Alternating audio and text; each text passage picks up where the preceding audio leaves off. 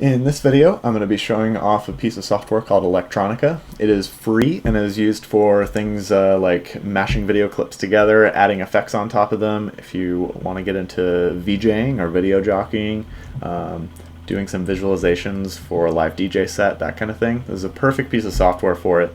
It's powerful, it's free, but it can be a little bit intimidating when you first start it. So I do want to give kind of a brief overview of how you can get started with just the default project loaded up and get to know the program. So let's hop right in.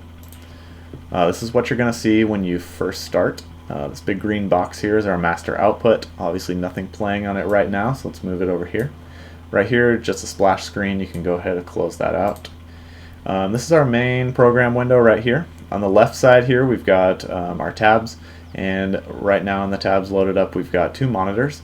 You can map these monitors to different video outputs, and so you can preview them before you put them to the master output if you want.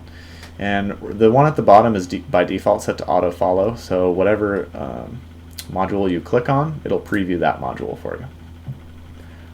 You can choose another tab. There's presets, so you can customize your modules and save them as a preset, so you can load them up on the fly. Instead of having endless stacks of modules over here, you can customize them, save them in here, load them back up. And then right here we've got MIDI keyboard mapping. If you want to do that with a controller or something like that, you can do all that right here. The rest of the stuff down here is pretty self-explanatory. We have our master playback controls right here. We've got our file controls like saving and loading down here. And we have a BPM counter. All you got to do is tap it 4 times to the beat, and it'll give you an approximation of what the beat is. You can use that to sync it up to your music if you're playing with that, or just ignore it. That works as well. On the right, this is where we have our virtual rack. So all of these modules do different things, and you can load them up very easily by just clicking Add Module and choosing from the list here. Within each of these menu items are more options, so it's good to just load them up, play around with them. This is the front side of the rack. Because these are virtual modules, they also do have a back side. This is where you're going to be doing inputs and outputs to each of them. I think even though this side is a little more boring, I think this is one of the reasons why this software is so powerful, because you can map anything through and around anything else. So instead of just playing stock video clips, you can map it through maybe some kind of effects panel and warp those video clips to something completely different. And you can get some really cool results by just messing around with the inputs and outputs and the effects modules here. Another thing I did want to note is, as you can see on this audio output, it's mapped to 2 different things. You can actually do that with any of the outputs. So even though all of these only have 1 output, you can map them to as many inputs as you want. And everything's kind of getting piped through this one at the top here called Dimension, which is a mixer. So on this first input we've got video loops, and on the second input we do have effects. We also have an audio input where we can map different effects with the music that we're listening to. So let's hop back up here and dive into that real quick. At the top here we do have our Dimension mixer. It's kind of a combination of a mixer and an effects panel. On this column right here you can choose your input. You can also choose on this knob here how powerful that input's going to be coming in. So if you only want a faint input, you can always bring this knob down. And on this column here we do have different effects that you can tweak. We won't go too much into that. This is all just stuff that you're going to want to play with. And then the third one over here, you can choose which effect you want to overlay over top of your video. You can choose the power of that effect as well. And as you can see, if you switch to a different effect, you get different controls. So very versatile module. I like this one a lot, even though it is a little more in-depth. Right here we've got the QT player. This is where you're going to load up video clips.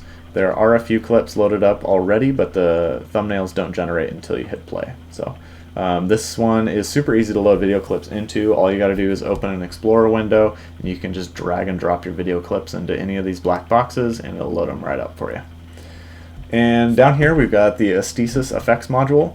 This one just kind of generates different colors and pulsing colors, different shapes, that kind of thing. It's a pretty simple module, but you can still get some cool effects out of it. And then down here we've got our audio input device. If you have a stereo mix as one of your Windows recording devices, you can go ahead and select that, and it'll automatically start picking up the music that you're listening to. This module is important because it is mapped into a few of our effects modules.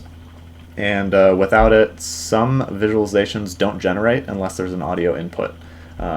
Some do, and you can just stick with that if you don't have any stereo mix input, but for the sake of this, I've got stereo mix. So let's get started. Since everything is already configured, you can just hit the master playback button and it'll start going. Also to note before we go on is each of these modules can be turned on and off individually. So if we just switch that off, then all of a sudden we lost everything, because this is kind of our master output, but you can do that with any of the modules here. The QT player is kind of the focus. It is just looping video clips right now. To change video clips, as easy as just clicking on a different one. It's going to load that up and just start playing it automatically. Right here we've got random seek. That's the reason why the seek bar is just hopping all over the place. I like this effect. It makes it a little more dynamic. Instead of just playing from start to finish, it's just going to hop around and play a few seconds of each. And that's pretty cool. It makes it a little less repetitive. You can always turn it off though, and it'll just play it from start to finish. Let's crank that back up. Aesthesis module right here. You can click on it, and since we do have it on auto follow, I will show the preview right here. As you can see, there's just some colors coming out, and you can see that overlaid on the image right there. If we don't want the colors, we can always come up here and find the one with input number 2, and we can go ahead and just turn that off, and you've just got a normal clip playing. We do kind of see double image on these. One of them is a little more zoomed in than the other. That's because we have input number 1 and input number 3 both set to the first input. So this one is zoomed out and this one is not. So we've got 2 playing. If we turn that off, we should just get 1. Other than that, the rest is just kind of mess around with it. These are the basics of the program. You'll probably learn the most by just playing around with it. So just hop in there, add some modules. Don't forget to go to the back and map them to a master output, and have fun.